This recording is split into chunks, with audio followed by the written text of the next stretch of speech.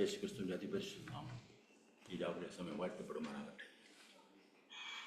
പ്രിയ ദൈവജനത്തോടൊപ്പം എളിവനായ എനിക്കും അല്പസമയം ദൈവത്തെ ആരാധിപ്പാനും ദൈവ സാന്നിധ്യത്തിലായിരിക്കാനും ദൈവത്തിൻ്റെ മാറ്റമില്ലാത്ത വചനം പങ്കിടുവാനും ദൈവം തന്ന വിലയേറിയ അവസരത്തിനായിട്ട് ദൈവത്തെ നന്ദിയോടെ സ്തുതിക്കുന്നു. ഹല്ലേലൂയ, ആമേൻ. ഇന്നത്തെ വചന കേൾവിക്കായിട്ട് ഞാൻ തിരഞ്ഞെടുത്ത വേദഭാഗം ഹബക്കൂക്ക് പ്രവാചകൻ്റെ പുസ്തകം, അതിൻ്റെ 1-ാം അധ്യായത്തിൻ്റെ 2 മുതൽ 4 വരെയുള്ള വാക്യങ്ങൾ. ഹബക്കൂക്ക് പ്രവാചകൻ്റെ പുസ്തകം അതിൻ്റെ 1-ാം അധ്യായത്തിൻ്റെ 2 മുതൽ 4 വരെയുള്ള വാക്യങ്ങൾ. പുതിയ നിയമത്തിൽ 883-ാമത്തെ പേജ്. 883-ാമത്തെ പേജ്. പഴയ നിയമത്തിൽ 883-ാമത്തെ പേജ്.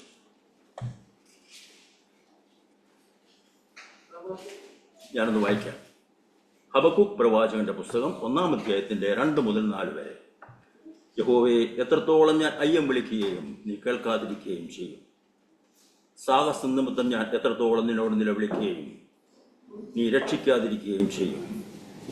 നീ എന്നെ നീതികേട് കാണുമാറാക്കുന്നതും പീഡനം വെറുതെ നോക്കുന്നതും എന്തിന്? കവർച്ചയും സാഹസവും എൻ്റെ മുമ്പിലുണ്ട്. കലഹം നടക്കുന്നു, ഷണ്ഡ ഉളവായി വരും. അതുകൊണ്ട് ന്യായപ്രമാണം അയഞ്ഞിരിക്കുന്നു. ന്യായം ഒരു നാളും വെളിപ്പെട്ടു വരുന്നതുമില്ല. ദുഷ്ടൻ നീതിമാനെ വളഞ്ഞിരിക്കുന്നു. അതുകൊണ്ട് ന്യായം വക്രതയായി വെളിപ്പെടുന്നു. ദൈവത്തിന് സ്തോത്രം. കണ്ണുകളെ അടയ്ക്ക് നമുക്ക് ഒരു വാക്ക് പ്രാർത്ഥിക്കാം. വിശുദ്ധനും നീതിമാനുമായി ഞങ്ങളുടെ കർത്താവേ, അവിടുത്തെ മാറ്റമില്ലാത്ത വചനം ഞങ്ങൾ വായിച്ചു കേട്ടല്ലോ. ആ വചനത്തിനും ഞങ്ങളെ ഓരോരുത്തരെയും താഴ്ത്തി സമർപ്പിക്കുന്നു. കേൾക്കുവാൻ പോകുന്ന വചനം ഞങ്ങളുടെ ജീവിതത്തെ ആത്മീയമായി ഒന്നുകൂടെ ഉയർത്തുവാൻ, തിരുഹിതപ്രകാരം ഞങ്ങളായിരിക്കാൻ ഞങ്ങൾക്ക് ഓരോരുത്തർക്കും ഇടയാക്കി തരണമേ. ഞങ്ങളുടെ ബുദ്ധിമണ്ഡലങ്ങളെ അവിടുന്ന് പ്രകാശിപ്പിക്കണമേ എന്ന് പ്രാർത്ഥിക്കുന്നു. അവിടുത്തെ വലിയ സാന്നിധ്യം ഞങ്ങളുടെ മധ്യത്തിലുണ്ടല്ലോ. വചനത്താൽ ഞങ്ങളെല്ലാവരും അവിടുന്ന് അനുഗ്രഹിക്കണമേ. വചനം പ്രസംഗിക്കുന്ന എളിയവൻ്റെ കുറവുകൾ കേൾക്കുന്ന അവിടുത്തെ മക്കളുടെ ആരുടെയും അനുഗ്രഹം തടസ്സമാകരുത് പ്രാർത്ഥിക്കുന്നു. നാമം മഹത്വപ്പെട്ട പിതാവേ, യേശു ക്രിസ്തുവിന്റെ നാമത്തിൽ തന്നെ, ആമേൻ. ഒരു ദൈവ പൈതലിന്റെ ജീവിതത്തിൽ കടന്നു വരാവുന്ന അപ്രതീക്ഷിതമായ സംഭവങ്ങൾ, പ്രതികൂല സാഹചര്യങ്ങൾ, മനപ്രയാസങ്ങൾ, കഷ്ടതകൾ ജീവിതത്തിൽ കടന്നു വരുമ്പോൾ നാം നമ്മുടെ ജീവിതത്തെ തന്നെ അവസാനിപ്പിക്കും എന്ന നിലവാരത്തിൽ നാം എത്തിച്ചേരുമ്പോൾ, പെറ്റമ്മയെക്കാളും ലോകത്തിലെ എല്ലാ സ്നേഹത്തെക്കാളും അപൂർവമായ സ്നേഹം തന്ന് നമ്മെ ആശ്വസിപ്പിച്ച് വീണ്ടും മുമ്പോട്ട് ജീവിക്കുവാൻ നമുക്ക് ശക്തി തന്ന് നടത്തുന്ന നമ്മുടെ സ്വർഗത്തിലെ ദൈവം ചെങ്കടൽ ആർത്തിരമ്പി വന്നാലും, യോർദാന്റെ മധ്യത്തിൽ ഞാൻ നിങ്ങളും അകപ്പെട്ടു പോയാലും, ഇതിൻ്റെ എല്ലാം നടുവില് എന്നെയും നിങ്ങളെയും കൈപിടിച്ച് പുറത്തു കൊണ്ടുവന്ന് മാറോടണച്ച് ഞാൻ നിനക്കില്ലേ എന്ന് പറഞ്ഞ് ആശ്വസിപ്പിക്കുന്ന ആ നിത്യ സ്നേഹനിധിയായ സ്വർഗീയ പിതാവ് എന്നെ കേട്ടുകൊണ്ടിരിക്കുന്ന നിങ്ങളെ ഓരോരുത്തരെയും ഞായറാഴ്ച രാവിലെ സമയം അനുഗ്രഹിക്കട്ടെ എന്ന് പ്രാർത്ഥിക്കുന്നു. ദൈവത്തിന് സ്തോത്രം. ഹല്ലേലൂയ. വായിച്ചു കേട്ട വചനത്തിലേക്ക് ഞാൻ കടന്നു വരട്ടെ. ഹബക്കൂക്ക് പ്രവാചകന്റെ പുസ്തകമാണല്ലോ നാം വായിച്ചു കേട്ടത്. അവിടെ ഹബക്കൂക്ക് പ്രവാചകൻ ഈ ലോകത്തിൽ കാണുന്ന ന്യായമല്ലാത്ത കാര്യങ്ങളെക്കുറിച്ച് ദൈവസന്നിധിയിൽ ബോധിപ്പിക്കുകയാണ്. എന്താ അവിടെ കാണുന്നത്? യഹോവേ, ഞാൻ എത്രത്തോളം അയ്യം വിളിക്കുകയും നീ കേൾക്കാതിരിക്കുകയും ചെയ്യും. ലോകത്തിൽ മനുഷ്യൻ അനുഭവിക്കുന്ന കഷ്ടതകളെ കണ്ടിട്ട് ദൈവത്തോട് താൻ തന്നെ നിലവിളിക്കുകയാണ്. കർത്താവേ, ഞാൻ മറ്റുള്ളവർക്ക് വേണ്ടി പ്രാർത്ഥിച്ചിട്ടോ അല്ലെങ്കിൽ അവരുടെ കഷ്ടതയ്ക്ക് വേണ്ടി പ്രാർത്ഥിച്ചിട്ടോ ഞാൻ അയ്യം വിളിക്കുക കർത്താവേ, എന്നിട്ട് നീ കേൾക്കുന്നില്ലേ? അടുത്ത് ചോദിക്കുക, സാഹസ നിമിത്തം ഞാൻ എത്രത്തോളം നിന്നോട് നിലവിളിക്കുകയും നീ രക്ഷിക്കാതിരിക്കുകയും ചെയ്യും. സാഹസ നിമിത്തം കർത്താവെ ഞാൻ അങ്ങയോട് നിലവിളിക്കുന്നു, പക്ഷെ അവിടുന്ന് കേൾക്കുന്നില്ലല്ലോ. എന്താ അതിന് കാരണം? അടുത്തത്, നീ എന്നെ നീതികേട് കാണുമാറാക്കുന്നതും പീഡനം വെറുതെ നോക്കുന്നതും എന്തിന്? ലോകത്തിൽ എത്രയോ പീഡനങ്ങളെ, പല വിധത്തിലുള്ള പീഡനങ്ങളാണ് നടക്കുന്നത്, സാഹസങ്ങൾ നടക്കുന്നു. കർത്താവെ, നീ ഇതെല്ലാം കാണുന്നുണ്ടെന്ന് എനിക്കറിയാം, അവിടുന്ന് മിണ്ടുന്നില്ലല്ലോ കർത്താവെ, എന്താ ഇതിന് കാരണം? അടുത്ത് ചോദിക്കുക, കവർച്ചയും സാഹസവും എൻ്റെ മുമ്പിലുണ്ട്, കലഹം നടക്കുന്നു, ശണ്ടയുളവായി വരും, അതുകൊണ്ട് ന്യായപ്രമാണം അയഞ്ഞിരിക്കും. പിന്നെ ചോദിക്കുക, ന്യായം ഒരു നാളും വെളിപ്പെട്ടു വരുന്നില്ല കർത്താവെ, നീതി വെളിപ്പെട്ടു വരുന്നില്ലല്ലോ കർത്താവെ, ഇത്രയൊക്കെ അനീതികൾ ഈ ലോകത്തിൽ നടന്നിട്ട്. ദുഷ്ടൻ നീതിമാനെ വളഞ്ഞിരിക്കുന്നു. എത്രയോ സത്യം, നീതിമാനായി ജീവിക്കുന്നവന് ഈ ലോകത്തിൽ ഒരു സ്ഥാനവുമില്ല. ദുഷ്ടന്മാരുടെ പീഡനങ്ങളാണ് അവൻ ഏൽക്കുന്നത് മുഴുവൻ. അതുകൊണ്ട് ന്യായം വക്രതയായി വെളിപ്പെടും. ദൈവത്തിന് സ്തോത്രം. വിശുദ്ധ വേദപുസ്തകത്തിലെ സങ്കീർത്തനക്കാരനായ ആസാഫും ഹബക്കൂക്കും മാത്രമല്ല, മറ്റനേകം എഴുത്തുകാരും ചോദിച്ച ഒരു ചോദ്യമാണ്, നിരപരാധികൾ കഷ്ടപ്പെടുന്നത് എന്തുകൊണ്ട്? അതുപോലെ തന്നെ ദുഷ്ടന്മാരായ മനുഷ്യർ എല്ലാ നന്മകളുമായി ജീവിക്കുന്നു. ഞാൻ പറയാതെ തന്നെ നിങ്ങൾക്കറിയാവുന്ന സംഗതിയാണ്. എന്താണ് ഇതിൻ്റെ അർത്ഥം? മനുഷ്യബുദ്ധിക്ക് ചിന്തിച്ചാൽ നമുക്ക് ഉത്തരം കിട്ടില്ല. അഥവാ കിട്ടിയാൽ തന്നെ ദൈവം അനീതിയായി മനുഷ്യനോട് ഇടപെടുന്നു എന്ന് നമുക്ക് തോന്നിപ്പോകും. ഏകദേശം ഒരു 2 ആഴ്ച മുന്നേ എൻ്റെ വീടിൻ്റെ ഗേറ്റിൽ ഒരാൾ വന്ന് തട്ടി. ഞാനിപ്പം മെയിൻ ഡോറിൻ്റെ അവിടെ ചെന്നിട്ട് ചോദിച്ചു, എന്താ എന്ന് ചോദിച്ചു. പിന്നെ ഏകദേശം എൻ്റെ പ്രായമുണ്ട്, എൻ്റെ അത്രയും പ്രായമില്ല, എന്നെ പോലെ തന്നെ മുടിയും താടിയൊക്കെ നരച്ച് മാസ്ക് വെച്ചിട്ടുണ്ട് അദ്ദേഹം. അപ്പം എന്തോ പറഞ്ഞു, അത് വ്യക്തമായിട്ട് കേൾക്കാൻ പറ്റിയില്ല. അപ്പം ഞാൻ ഗേറ്റിൻ്റെ അടുത്തേക്ക് ചെന്നു. ചോദിച്ചു, എന്താ? ഉടനെ പറഞ്ഞു, എനിക്ക് തൊണ്ടയ്ക്ക് ക്യാൻസർ. വളരെ പരുപരുത്ത ശബ്ദം അദ്ദേഹത്തിൻ്റെ. ഞാൻ ചോദിച്ചു, അപ്പം പുള്ളി ഉടനെ പറഞ്ഞു, എൻ്റെ കയ്യിൽ ട്രീറ്റ്മെൻറ്റിനുള്ള പേപ്പറുകളൊക്കെ, ഒരു മനോരമ പേപ്പറിൽ അദ്ദേഹം ഇതിൻ്റെ ട്രീറ്റ്മെൻറ്റിനുള്ള പേപ്പറുകളൊക്കെ വെച്ചു. ഞാനൊന്നും നോക്കിയില്ല. ഞാൻ ചോദിച്ചു, എവിടാ വീട്? ഉടനെ പറഞ്ഞു, കുറ്റൂര. ഞാൻ പറഞ്ഞു, കുടുംബമൊക്കെ? എൻ്റെ ഭാര്യ ഈ തൊഴിലുറപ്പ് ജോലിക്ക് വേണ്ടി പൊക്കൊണ്ടിരിക്കുകയായിരുന്നു. പൊക്കൊണ്ടിരുന്ന സമയത്തിനിടയ്ക്ക് അവൾക്ക് പനി വന്നു. 4 ദിവസം പനിയായി കിടന്നു. 4ാമത്തെ ദിവസം അവൾ ഈ ലോകം വിട്ട് കടന്നുപോയി. മക്കള്? ചോദിച്ചു. 2 പെൺകുഞ്ഞുങ്ങളാണ്. ഒരാള് 9ാം സ്റ്റാൻഡേർഡിൽ പഠിക്കുന്നു, വേറൊരാളെ ഏതോ ഒരു ക്ലാസ്സിൽ പഠിക്കുന്നു പറഞ്ഞ് ഞാൻ ഓർക്കുന്നില്ല. ഞാൻ വിശ്വാസ സ്നാനം ഏറ്റ വ്യക്തിയാണ്, അദ്ദേഹം എന്നോട് പറഞ്ഞു. അപ്പോൾ ഞാൻ പറഞ്ഞു,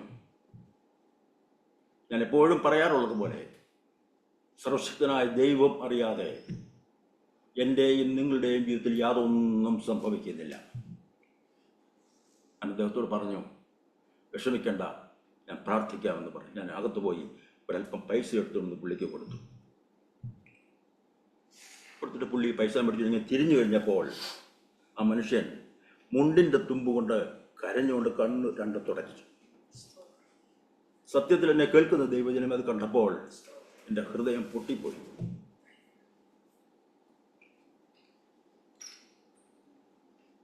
അദ്ദേഹം പറഞ്ഞു, എൻ്റെ കുഞ്ഞുങ്ങൾക്ക് ആഹാരം കൊടുക്കാൻ എൻ്റെ ഈ പൈസയില്ല. വിശ്വാസിയെ നോക്കണം, അവർക്ക് പഠിക്കാൻ ഫീസ് കൊടുക്കുവാൻ എൻ്റെ ഈ പൈസയില്ല.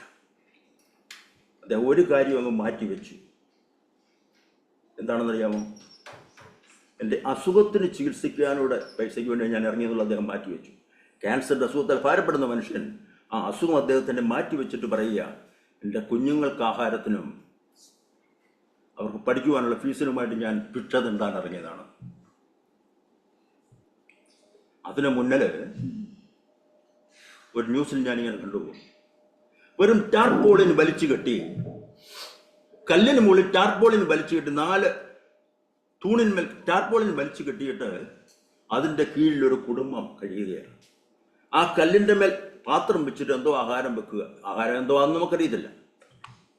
ഇങ്ങനെയുള്ള വലിയൊരു വിഭാഗം ജനങ്ങൾ ആയിരക്കണക്കിന് ഈ ഭൂമിയിലുണ്ട്. അതിന് മുമ്പിലുള്ള ഒരു ന്യൂസിൽ ഞാൻ കണ്ടു, ഇന്ത്യയിലെ ഏറ്റവും ധനവാനായ മുകേഷ് അംബാനി അയാളുടെ ഭാര്യയ്ക്ക് 100 കോടി വില മതിക്കുന്ന അത്യപൂർവമായ ഒരു ആഡംബര കാർ സമ്മാനിച്ചു എന്ന്. നോക്കണം, വിശ്വാസിയായ മനുഷ്യൻ തൻ്റെ ചികിത്സയ്ക്ക് പണമില്ല, തൻ്റെ കുഞ്ഞുങ്ങൾക്ക് ആഹാരം കൊടുക്കാൻ പൈസയില്ല, തങ്ങളുടെ കുഞ്ഞുങ്ങളുടെ വിദ്യാഭ്യാസത്തിന് പൈസയില്ല. ഈ ഒരു പ്രതിഭാസം മനുഷ്യൻ ഈ ലോകത്തിലുണ്ടായ കാലം മുതലേ നിലവിലുണ്ട്. അതുകൊണ്ടാണല്ലോ വിശുദ്ധ വേദപുസ്തകം അക്കാര്യം വിളിച്ചു പറയുന്നത്. ദൈവത്തിന് സ്തോത്രം. നിങ്ങളോട് ഞാൻ ഇത് പറയുമ്പോഴും ആ മനുഷ്യൻ്റെ മുമ്പിൽ നിന്ന് കരയുന്നത് പോലെ എനിക്ക് തോന്നുകയാണ്. എൻ്റെ ഹൃദയത്തെ അത് വളരെയധികം പിടിച്ചു കുലുക്കി. പ്രായമായ ഒരു മനുഷ്യൻ തൻ്റെ കുഞ്ഞുങ്ങൾക്ക് ആഹാരം കൊടുക്കാനും ഫീസ് കൊടുക്കാനും ഇല്ല എന്ന് കരയുകയാണ്. വിശ്വാസിയായ മനുഷ്യൻ ഓർക്കണമേ, കർത്താവേ, അവിടുന്ന് ഇത് കാണുന്നില്ലേ? ഹബക്കൂക്ക് ചോദിക്കുക, അവിടുത്തെ നീതി എന്താ നടപ്പാക്കാത്തത്? ദൈവത്തിന് സ്തോത്രം. ഞാനും നിങ്ങളുമൊക്കെ എത്രമാത്രം പൈസ അനാവശ്യമായിട്ട് കളയുന്നത്. ആ പൈസയിൽ ചെറിയ തുക മാറ്റിവെച്ച് കഴിഞ്ഞാൽ ഇങ്ങനെയുള്ള അനേക വ്യക്തികൾക്ക് വളരെ പ്രയോജനമായിരിക്കും. ദൈവം നിങ്ങളെ അതിനായിട്ട് ബലപ്പെടുത്തിട്ട് സഹായിക്കട്ടെ.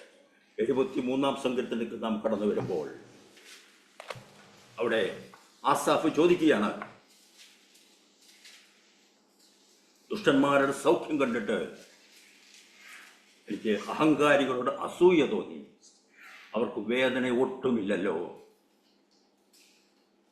അവരുടെ ദേഹം തടിച്ചുരുണ്ടിരിക്കുന്നു. അവർ മർത്യരെ പോലെ കഷ്ടത്തിലാകുന്നതുമില്ല, മറ്റു മനുഷ്യരെ പോലെ ബാധിക്കപ്പെടുന്നതുമില്ല. ആസാഫ് ഇത് ചോദിച്ചിട്ട് ദൈവസന്നിധിയിൽ വെച്ച് ഈ വിഷയം വെച്ച് പ്രാർത്ഥിച്ചപ്പോൾ താൻ ഭാരപ്പെട്ട വിഷയത്തിന് ദൈവം മറുപടി കൊടുത്തു. എന്തായിരുന്നു അത്? അദ്ദേഹം പറയുന്നത്,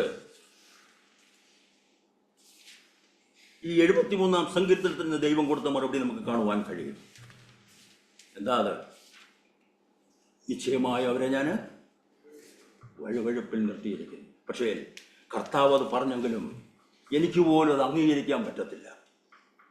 എന്താണെന്ന് ചോദിച്ചു കഴിഞ്ഞാൽ, വിശ്വാസിയായ ഒരു മനുഷ്യൻ ഒരു 50-ാമത്തെ വയസ്സിൽ 40-ാമത്തെ വയസ്സിൽ വിവാഹം കഴിച്ചു എന്ന് വിചാരിച്ചു, കുട്ടികളുമായിട്ട് ജീവിക്കുക. ഒരു 70 വയസ്സ് വരെ ആ മനുഷ്യൻ ജീവിച്ചു. ജീവിതം മുഴുവൻ ആഹാരത്തിനു വേണ്ടിയും കുഞ്ഞുങ്ങൾക്ക് വസ്ത്രത്തിനു വേണ്ടിയും ഒരു കിടപ്പാടത്തിനു വേണ്ടി ഭാരപ്പെടുന്നു.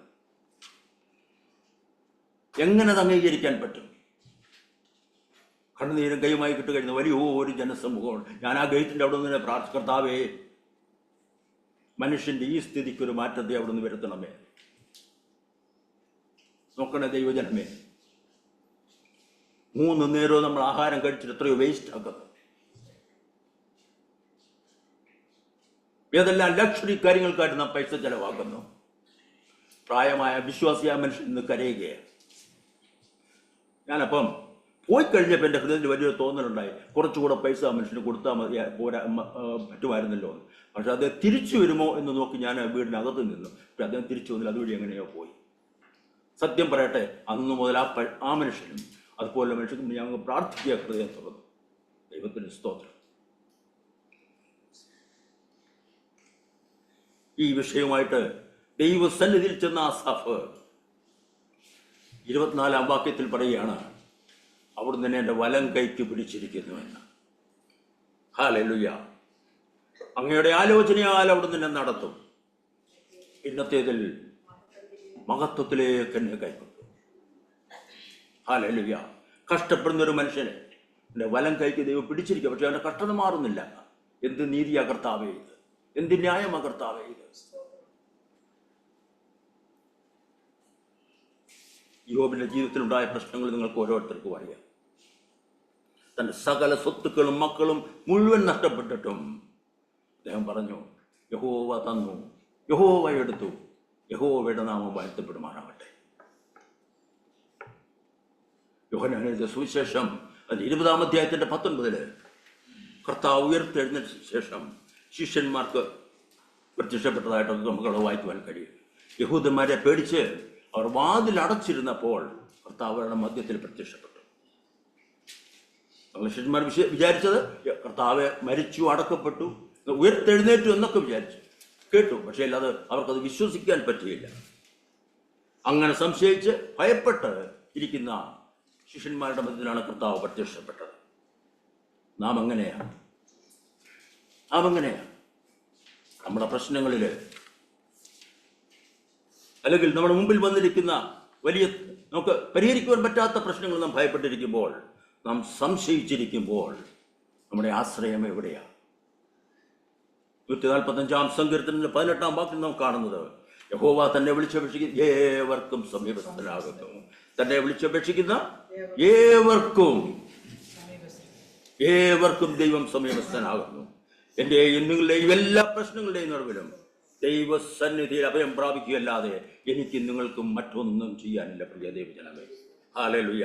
അത് ദുഃഖത്തിലായാലും സന്തോഷത്തിലായാലും യേശുവിൻ്റെ കരങ്ങളുടെ തലോടൽ നിങ്ങൾക്ക് അനുഭവിക്കാൻ സാധിക്കുന്നുണ്ടോ? 91-ാം സങ്കീർത്തനത്തിന്റെ 1-ാം വാക്യത്തിൽ കാണുന്നത്, ഇത് വായിച്ച് 91-ന്റെ 1, 91-ാം സങ്കീർത്തനം 1-ാം വാക്യം.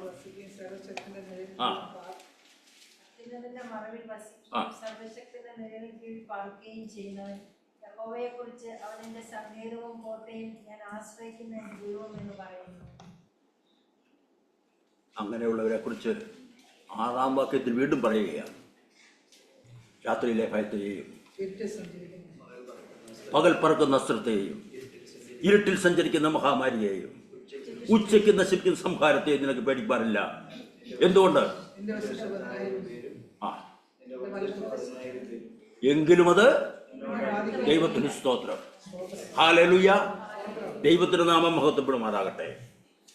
വീണ്ടും 9-ാം വാക്യത്തിൽ കാണുകയാണ്, യഹോവേ അവിടുന്ന് എന്റെ സങ്കേതമാകുന്നു, അത്യുന്നതനെ നിന്റെ വാസസ്ഥലമാക്കിയിരിക്കുന്നു. ഈ സങ്കീർത്തനത്തിൽ താഴോട്ട് വായിക്കുമ്പോൾ 14-ാം വാക്യത്തിൽ വായിക്കുന്നത്, അവൻ എന്നോട് പറ്റിയിരിക്കാൻ. നമ്മുടെ പ്രശ്നങ്ങൾ കർത്താവ് നമ്മെ വിടുവിക്കണമെങ്കിൽ നാം എന്ത് ചെയ്യണം? കർത്താവിനോട് നാം പറ്റിച്ചേർന്നു. ഹല്ലേലൂയ. അടുത്ത 15-ാം വാക്യം കാണുന്നത്, അവൻ എന്നെ വിളിച്ചപേക്ഷിക്കും, ഞാൻ അവന് ഉത്തരമരളും. പലപ്പോഴും നമ്മുടെ പ്രശ്നങ്ങൾക്ക് ഉത്തരം കിട്ടാത്തത് നാം കർത്താവിനോട് വേണ്ട വിധം അപേക്ഷിക്കാത്തത് കൊണ്ടാണ്. കഷ്ടകാലത്ത് ഞാൻ അവനോട് കൂടെ ഇരിക്കും, ഞാൻ അവനെ വിടുവിക്കും, അവൻ എന്നെ മഹത്വപ്പെടുത്തും. ഹല്ലേലൂയ. ദീർഘായുസ് കൊണ്ട് ഞാൻ അവനെ തൃപ്തി വരുത്തും, എന്റെ രക്ഷയെ അവന് കാണിച്ചു കൊടുക്കും. നമ്മുടെ കർത്താവിനോട് പറ്റിച്ചേർന്നിരിക്കുന്ന മനുഷ്യന് എത്ര അനുഗ്രഹിക്കപ്പെട്ട വാഗ്ദാനമാണ് വിശുദ്ധ വേദപുസ്തകം നമുക്ക് തന്നിരിക്കുന്നത്. ദൈവത്തിന് സ്തോത്രം. ഉൽപ്പത്തി പുസ്തകം 28-ാം അധ്യായത്തിന്റെ 15-ൽ കാണുന്നത്, ഇതാ ഞാൻ നിന്നോട് കൂടെയുണ്ട്, നീ പോകുന്നിടത്തൊക്കെയും നിന്നെ കാത്ത് ഈ രാജ്യത്തേക്ക് നിന്നെ മടക്കിക്കൊണ്ടുവരും. ഹല്ലേലൂയ. ഞാൻ നിന്നെ കൈവിടാതെ നിന്നോട് അരുളി ചെയ്തത് നിവർത്തിക്കും. യാക്കോബ് ഏശാവിനെ പേടിച്ച് ഓടിപ്പോകുമ്പോൾ ദൈവം ബേഥേലിൽ വെച്ച് യാക്കോബിന് പ്രത്യക്ഷനായെന്ന് വിശുദ്ധ വേദത്തിൽ നമുക്ക് കാണുവാൻ കഴിയുന്നുണ്ട്. അവനോട് അരുളി ചെയ്തത്, നീ പോകുന്നിടത്തൊക്കെയും നിന്നോട് കൂടെ ഇരുന്ന് ഈ പ്രദേശത്തേക്ക് നിന്നെ ഞാൻ മടക്കിക്കൊണ്ടുവരും. ദൈവത്തിന് സ്തോത്രം. ദൈവം യാക്കോബിനോട് അരുളി ചെയ്തത് നിവർത്തിച്ചതായിട്ട് വേദപുസ്തകം നമുക്ക് വായിക്കുവാൻ കഴിയുന്നുണ്ട്. തിരിച്ചുള്ള വരവെങ്കില് യാക്കോബ് ഒരു ദൈവത്തോട് പറയുകയാണ്, ഒരു വടിയോടുകൂടെ അല്ലയോ ഞാൻ ഇവിടെ നിന്നും പോയത്, ഇപ്പോൾ ഞാൻ 2 കൂട്ടമായിട്ട് ആ കർത്താവെ വന്നിരിക്കുന്നത്. നീ അനുഗ്രഹം എത്രയാ എനിക്ക് തന്നത്. ദൈവത്തിന്റെ അനുഗ്രഹം പലതായി വാങ്ങിയ യാക്കോബ് തിരികെ വരികയാണ്. ഹാനോക്കിന്റെ ചരിത്രം നാം പഠിക്കുമ്പോൾ തന്നെ തനിക്ക് ഒരു മകൻ ഉണ്ടായതിനു ശേഷം 300 സംവത്സരം അദ്ദേഹം ദൈവത്തോട് കൂടെ നടന്നു. പുത്രന്മാരെയും പുത്രിമാരെയും ജനിപ്പിച്ചു. അതായത് ഹാനോക്ക് സാധാരണ കുടുംബജീവിതത്തിൽ ആയിരിക്കുമ്പോൾ തന്നെ ദൈവത്തിന്റെ സഹിത്വം അനുഭവിച്ചുകൊണ്ട് തന്നെ ദൈവത്തോടു കൂടെ നടന്നു. ദൈവത്തിന് സ്തോത്രം. പുറപ്പാട് പുസ്തകം 3-ന്റെ 12-ൽ നമ്മൾ വായിക്കുമ്പോൾ ദൈവം മോശയോട് അരുളി ചെയ്തു, ഞാൻ നിന്നോട് കൂടെ ഇരിക്കും, മോശയുടെ ജീവിതകാലം മുഴുവൻ ദൈവം മോശയോടുകൂടെ ഇരുന്നു. ദൈവത്തിന്റെ വാഗ്ദത്തം അവിടെ നിവർത്തിക്കുന്നതായിട്ട് നമുക്ക് കാണുവാൻ കഴിയുന്നുണ്ട്. പുറപ്പാട് പുസ്തകം 33:14 കർത്താവ് തന്നെ പറയുകയാണ്, എൻ്റെ സാന്നിധ്യം നിന്നോടുകൂടെ പോരും. അതുമാത്രമല്ല, മോശയുടെ പിൻഗാമിയായിരുന്ന യോശുവയോടും കർത്താവ് ഇത് തന്നെയാണ് പറഞ്ഞത്. ഹല്ലേലൂയ. യോശുവ 1-ാം വാക്യങ്ങൾ കാണുന്നു, നിന്റെ ജീവകാലത്ത് ഒരു മനുഷ്യനും നിന്റെ നേരെ നിൽക്കുകയില്ല. ഞാൻ മോശയോടുകൂടെ ഇരുന്നതുപോലെ നിന്നോടുകൂടെ ഇരിക്കും. ഞാൻ നിന്നെ കൈവിടുകയില്ല, ഉപേക്ഷിക്കുകയുമില്ല. ഉറപ്പും ധൈര്യവും ഉള്ളവനായിരിക്കുക. എന്നെ കേട്ടുകൊണ്ടിരിക്കുന്ന പ്രിയ ദൈവജനമേ, മോശയോടും യോശുവയോടും പറഞ്ഞ ദൈവം ഇപ്പോൾ നിങ്ങളോടും പറയും, ഉറപ്പും ധൈര്യവും ഉള്ളവനായിരിക്കുക. ഞാൻ നിന്നെ ഒരു നാളും കൈവിടുകയുമില്ല, ഉപേക്ഷിക്കുകയുമില്ല. ദൈവത്തിന് സ്തോത്രം. ഒരു മനുഷ്യനും നിന്റെ ജീവിതകാലത്ത് നിന്റെ നേരെ നിൽക്കുകയില്ല. ഈ ദൈവത്തിന്റെ വലിയ വാഗ്ദാനത്തിനായിട്ട് നമുക്ക് സ്തോത്രം ചെയ്യാം. Hallelujah, hallelujah. ദൈവ സാന്നിധ്യം പകൽ മുഴുവനും രാത്രിയും ഒക്കെ അനുഭവിക്കാൻ നമുക്ക് കഴിയുന്നത് എത്രയോ അനുഗ്രഹിക്കപ്പെട്ട സംഗതിയാണ്. യെശയ്യാ പ്രവാചകന്റെ പുസ്തകം 43:2 കാണുന്നത് പോലെ, നീ വെള്ളത്തിൽ കൂടെ കടക്കുമ്പോൾ ഞാൻ നിന്നോട് കൂടെ ഇരിക്കും. നീ നദികളിൽ കൂടെ കടക്കുമ്പോൾ അത് നിന്റെ മേലെ കവിയുകയില്ല. തീയിൽ കൂടെ നടന്നാൽ വെന്തു പോകയില്ല. അഗ്നിജ്വാല നിന്നെ ദഹിപ്പിക്കുകയുമില്ല. ദൈവത്തിന്റെ വാഗ്ദാനങ്ങൾ എത്രയോ വലുതാണ് ദൈവമക്കളെ. ഒരു ദൈവ പൈതലിന്റെ ജീവിതത്തിൽ എത്ര വാഗ്ദാനങ്ങളായി വിശുദ്ധ വേദപുസ്തകത്തിൽ ദൈവം കൊടുത്തിരിക്കുന്നത്. ഇതൊക്കെ പ്രാപിക്കുവാൻ നമുക്ക് കഴിയുന്നുണ്ടോ? നമുക്ക് പ്രാപിക്കാൻ കഴിയാത്ത എന്തുകൊണ്ടാണ്? എൻ്റെയും നിങ്ങളുടെയും ജീവിതത്തിൽ അനേകം തെറ്റുകളും കുറ്റങ്ങളും ഒക്കെ ഉള്ളത് കൊണ്ടാണ്. അമേരിക്കയിലെ 1-ാമത്തെ പ്രസിഡന്റും തികഞ്ഞ ഒരു ദൈവവിശ്വാസിയുമായിരുന്ന ജോർജ് വാഷിംഗ്ടൺ അമേരിക്കയിൽ ആഭ്യന്തര യുദ്ധകാലത്ത് അദ്ദേഹം യുദ്ധത്തെ ഭയന്ന് ഓടിപ്പോകുവാനിടയായി. ഓടി അദ്ദേഹം അമേരിക്കയിലെ പോട്ടോമാക് നദിയുടെ തീരത്തെത്തി. വളരെ തണുപ്പ് നിറഞ്ഞ സമയമായിരുന്നത് കൊണ്ട് ആ നദിയിലെ വെള്ളം മുഴുവൻ ഐസായി കിടന്നു. അവിടെ നീന്തി അദ്ദേഹത്തിന് അക്കരെ കടക്കുവാൻ സാധിക്കുകയില്ല, ഐസ് നിറഞ്ഞു കിടക്കുന്നതുകൊണ്ട്. അദ്ദേഹം തൻ്റെ കുതിരയെ നദിക്കരികിൽ നിർത്തിയിട്ട് അവിടെ മുട്ടുകുത്തി ദൈവത്തോട് പ്രാർത്ഥിച്ചു, കർത്താവേ, അവിടുന്ന് എന്നെ സഹായിക്കണം. എനിക്ക് രക്ഷപ്പെടുവാൻ വേറെ യാതൊരു വഴിയുമില്ല. അവിടുന്ന് എന്നെ സഹായിക്കാതെ ഒന്നും ശത്രുക്കളുടെ കയ്യിൽ അകപ്പെട്ടു പോകുമെന്ന് പറഞ്ഞുകൊണ്ട് അദ്ദേഹം നദിയിലേക്ക് എടുത്തു ചാടി. എങ്ങനെയോ അദ്ദേഹം അക്കരെ കടന്നു. ഇപ്പോഴും അമേരിക്കൻ ജനതയ്ക്ക് വലിയൊരു അതിശയമായിട്ടിരിക്കുകയാണ് ഐസ് നിറഞ്ഞ ആ നദിയിൽ കൂടെ അദ്ദേഹം എങ്ങനെ അക്കരെ കടന്നു എന്നുള്ളത്. 145-ാം സങ്കീർത്തനത്തിന്റെ 18-ാം വാക്യത്തിൽ കാണുന്നു, യഹോവ തന്നെ വിളിച്ചപേക്ഷിക്കുന്ന ഏവർക്കും, സത്യമായി തന്നെ വിളിച്ചപേക്ഷിക്കുന്ന ഏവർക്കും എന്താ സമീപസ്ഥനാകും. ഹല്ലേലൂയ, ദൈവത്തിന് സ്തോത്രം. ഈ ലോക ജീവിതത്തിലെ പ്രശ്നങ്ങളിൽ തളർന്നു പോകാതെ എന്നെയും നിങ്ങളെയും ധൈര്യപ്പെടുത്തിക്കൊണ്ടിരിക്കുന്ന ദൈവിക സാന്നിധ്യത്തിനായിട്ട് നന്ദിയോട് സ്തോത്രം ചെയ്യുന്നു. ഹല്ലേലൂയ. നമ്മുടെ ജീവിതത്തിൽ പ്രശ്നങ്ങൾ കടന്നു വരുമ്പോൾ ദൈവം നമ്മെ കൈവിട്ടോ എന്ന് സംശയിക്കാറുണ്ട്. 10-ാം സങ്കീർത്തനത്തിന്റെ 1-ാം വാക്യത്തിൽ സങ്കീർത്തനക്കാരൻ ചോദിച്ചതുപോലെ, പ്രശ്നങ്ങളെ നേരിടുമ്പോൾ, അത് പരിഹരിക്കാൻ താമസം വരുമ്പോൾ വിശ്വാസികൾ എന്ന് പറയുന്നവർ പോലും ചോദിക്കാറുണ്ട്, യഹോവേ, അങ്ങ് ദൂരത്ത് നിൽക്കുന്നത് എന്ത്? കഷ്ടകാലത്ത് അവിടുന്ന് മറഞ്ഞു കളയുന്നത് എന്തുകൊണ്ട്? കുടുംബ പ്രശ്നങ്ങൾ നേരിടുമ്പോൾ, മക്കൾ വഴിതെറ്റിപ്പോകുമ്പോൾ, സാമ്പത്തിക ബുദ്ധിമുട്ടുകൾ നേരിടുമ്പോൾ, രോഗത്താൽ ബാധിതനായിടുമ്പോൾ നമ്മുടെ പ്രതികരണം എങ്ങനെ? യാക്കോബിനെ പോലെ സകലവും പ്രതികൂലമാകുമ്പോൾ, യോബിനെ പോലെ സകലവും നഷ്ടപ്പെടുമ്പോൾ ഈ ദൈവത്തിന്റെ ആശ്വസിപ്പിക്കുന്ന കരങ്ങളിലേക്ക് നമ്മെ തന്നെ സമർപ്പിക്കൂ. ഹല്ലേലൂയ. ദൈവത്തിന്റെ ആ നീട്ടപ്പെട്ട കരം കാണുവാൻ ഒരു ആത്മീയ കണ്ണുകളെ ദൈവം തുറക്കട്ടെ എന്ന് പ്രാർത്ഥിക്കുകയാണ്. ഹല്ലേലൂയ. ഒരു കഴുകൻ തന്റെ കുഞ്ഞിനെ വഹിച്ചു നടത്തുന്നത് പോലെ, ചെറുകന്മേൽ വഹിച്ചു നടത്തുന്നത് പോലെ നമ്മുടെ പ്രശ്നങ്ങളിൽ നമ്മെ വഹിച്ചു നടത്തുവാൻ സർവശക്തനായ ദൈവം മതിയാകുവാൻ. 46-ാം സങ്കീർത്തനത്തിലെ കോരകപുത്രന്മാർ പറയുക, ദൈവം നമ്മുടെ സങ്കേതവും ബലവുമാകുന്നു, കഷ്ടങ്ങളിൽ അവന് ഏറ്റവും അടുത്ത തുണയായിരിക്കുന്നു.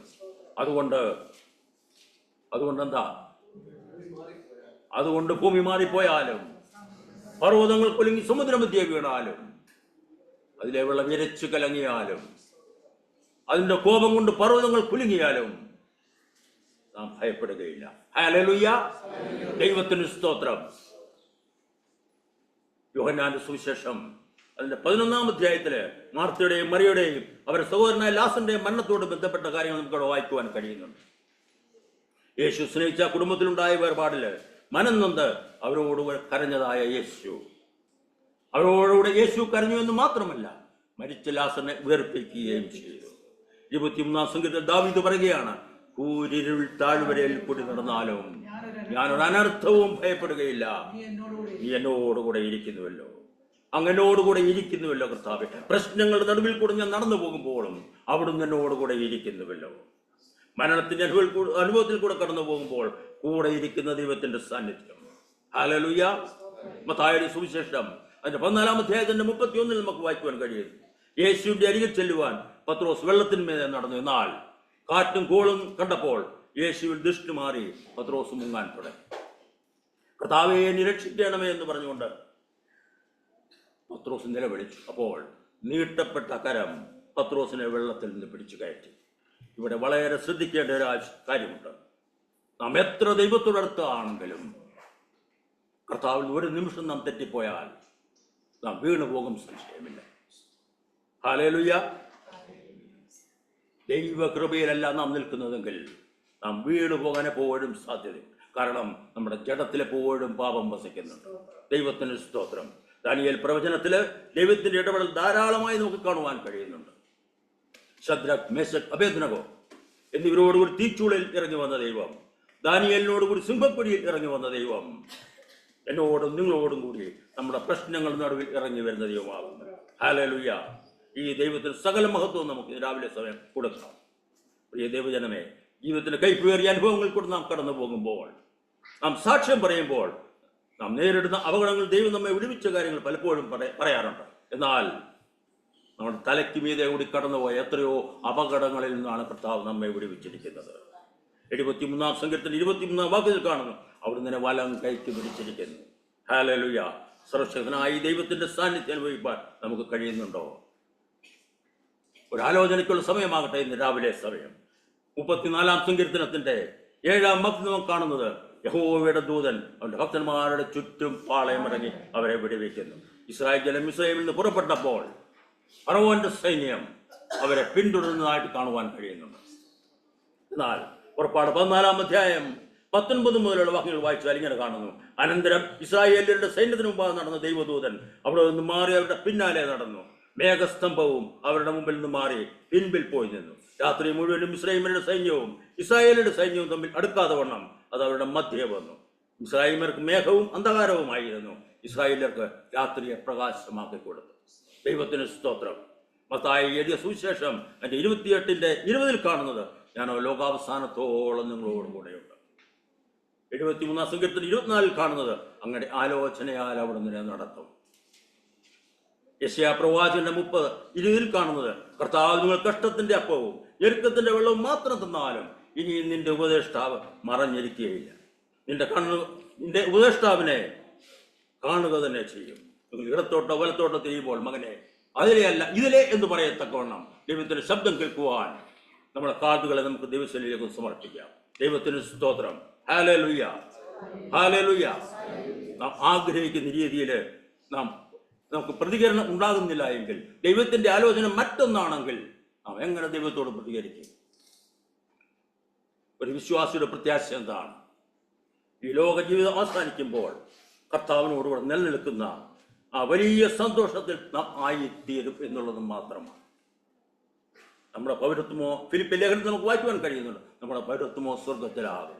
അവിടുന്ന് കർത്താവായ യേശു ക്രിസ്തു വരും എന്നാണ് വളരെ പ്രതീക്ഷയോടെ ഞാൻ നിങ്ങൾ കാത്തിരിക്കുകയാണ്. ദാനിയേൽ പ്രവചനം 13 കാണുവാൻ കഴിയുന്നത്, നീയോ അവസാനം വരുവോളം പോയിക്കൊള്ളുക, നീ വിശ്രമിച്ച് കാലാവസാനത്തിങ്കൽ നിന്റെ ഓഹരി ലഭിപ്പാൻ നീ എഴുന്നേറ്റ് വരും.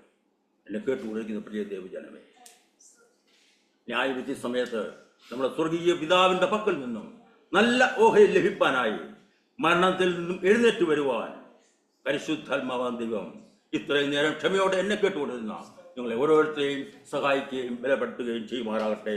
ദൈവം നമ്മെ അനുഗ്രഹിക്കട്ടെ.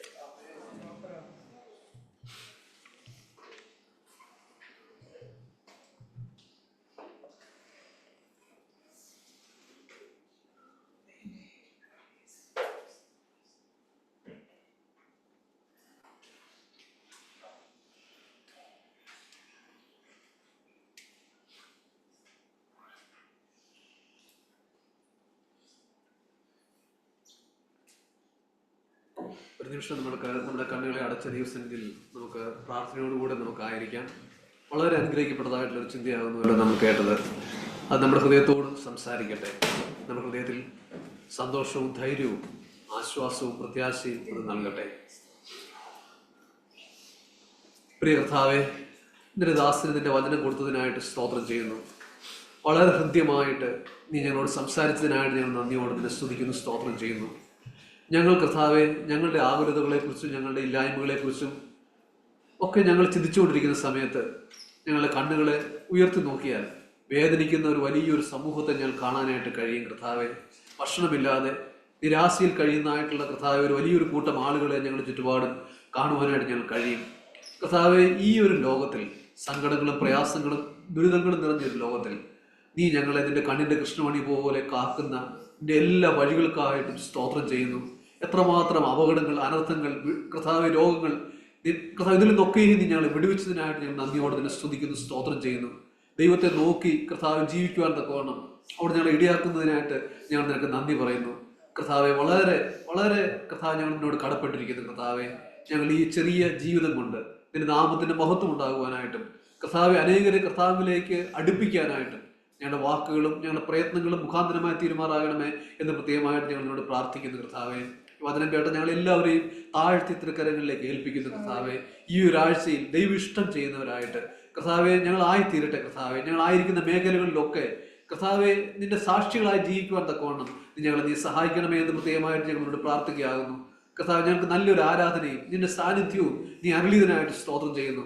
വചന ശുശ്രൂഷകളിലൂടെ കർത്താവ് ആലോചനകൾ, പാട്ടുകളൊക്കെ നീ ഞങ്ങൾക്ക് തന്നതിനായിട്ട് ഞങ്ങൾ നിനക്ക് നന്ദി പറയുന്നു. കർത്താവെ, പ്രാർത്ഥന കേൾക്കുന്നവനായിടോവേ സകല ജഡവും നിന്റെ അടുക്കിലേക്ക് വരുന്നു എന്ന് കർത്താവെ ഞങ്ങൾ നിന്റെ വചനത്തിൽ വായിക്കുന്നത് പോലെ ഞങ്ങളുടെ ആവശ്യങ്ങളും ഞങ്ങളുടെ ഭാരങ്ങളുമായിട്ട് കർത്താവിന്റെ സന്നിധിയിലേക്ക് ഞങ്ങൾ വരുന്നു. കർത്താവെ, ഞങ്ങളുടെ പ്രാർത്ഥനയ്ക്കായിട്ട് സമർപ്പിക്കപ്പെട്ടതായിട്ടുള്ള വിഷയങ്ങൾ കർത്താവെ ഒക്കെയും കർത്താവിന്റെ കരങ്ങളിലേക്ക് ഞങ്ങൾ സമർപ്പിച്ച് പ്രാർത്ഥിക്കുന്നു. കർത്താവ്, ഞങ്ങളെ അനുഗ്രഹിക്കുന്നതോടൊപ്പം ആ പ്രിയപ്പെട്ടവരെ അവിടെ അനുഗ്രഹിക്കുമാറാകണമേ എന്ന് ഞങ്ങളോട് പ്രത്യേകമായിട്ട് പ്രാർത്ഥിക്കുന്നു. കർത്താവെ, ഞങ്ങൾക്ക് കർത്താവെ ഈ സഭയായിട്ട് ഈ ദേശത്തോടുള്ള ഉത്തരവാദിത്വത്തെ കർത്താവിന്റെ കരങ്ങളിലേക്ക് ഞങ്ങൾ സമർപ്പിച്ച് പ്രാർത്ഥിക്കുന്നു. കർത്താവെ, അനേകം നൊമ്പരപ്പെടുന്നവർക്ക് കർത്താവെ ആശ്വാസമായിട്ട് ഞങ്ങളുടെ സഭയെ നീ മാറ്റണമേ.